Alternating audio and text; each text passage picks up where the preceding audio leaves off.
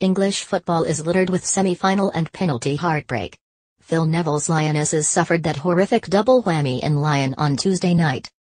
For the third major tournament in succession, they failed at the final hurdle in the cruellest circumstances possible, with captain Steph Houghton missing a penalty 7 minutes from time. A successful strike then would have taken an epic contest against the reigning World Cup holders into extra time and the very real possibility of an upset. But on an evening when VAR again featured strongly, it was American keeper Alyssa who emerged the hero, diving to her right to keep out the Lionesses' skipper. At the final whistle, the United States players raced from the dugout and overwhelmed their number one. Equally overwhelmed were the Lionesses, a player down after Millie Bright was sent off, who collapsed in a heap where they stood as red shirts celebrated jubilantly at the other end of the pitch. There were tears. Of course there were. A dream had died. A very real one, too. It was especially hard on Houghton, who is nursing her own private battle at home. Her husband, former Liverpool defender Stephen Darby, has been diagnosed with motor neurone disease. But in sport, there are winners and losers. Heroes and villains. As Houghton saw her spot kick saved, so the Lionesses' campaign came to the sorriest of endings. The chatter beforehand had been that England would stand toe-to-toe with their opponents. But in the opening exchanges, it appeared that the United States had taken that bravado to heart. They raced out of the blocks. They appeared to have a player extra on the right when Kelly O'Hara was found via a superb Rose Lavelle dummy. The right back swung over a dangerous cross. Lucy Bronze appeared to have reckoned without Kristen Press, who moved into position behind her. The Lyon defender failed to challenge and the American nodded home.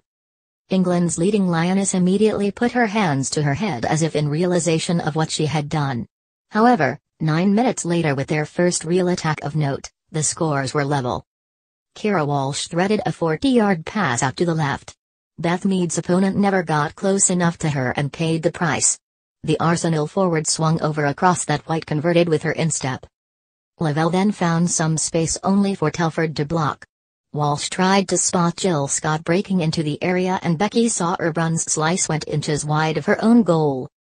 Again, however, England were undone, with Bronze appearing to be caught in two minds as Sauerbrunn sprayed a crossfield pass to the left.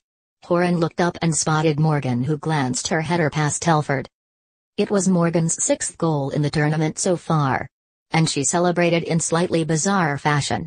By taking a sip from an imaginary cup of tea. After the interval, England pressed. America were content to sit back. Eventually, they fashioned a chance midway through the half. Neville and the Lionesses have trusted VAR throughout this tournament. But it denied them what appeared to be, at first glance, a legitimate goal. Walsh played a forward pass to Scott, who flicked the ball with the outside of her foot, setting off White, who finished. The ball was back on the center circle when word came through that the officials wanted a second look. The forward's knee was the cause of the infringement. The large American contingent roared their approval. They might have been thanking VAR at that point. As the game drew to a close, they were cursing it. England fashioned a chance down the left. Demi Stokes's low cross was begging to be side-footed home by White. But she lost her footing. After what seemed like an eternity, Brazilian official Adina Alves Batista pointed to the spot, having seen Sauerbrunn clumsily clip the forward's calf. With Nikita Perez having failed in her previous 2 attempts, it was decided that the burden be removed from her and Houghton stepped up. But it turned out to be one step too far. Both for her, Neville and the Lionesses.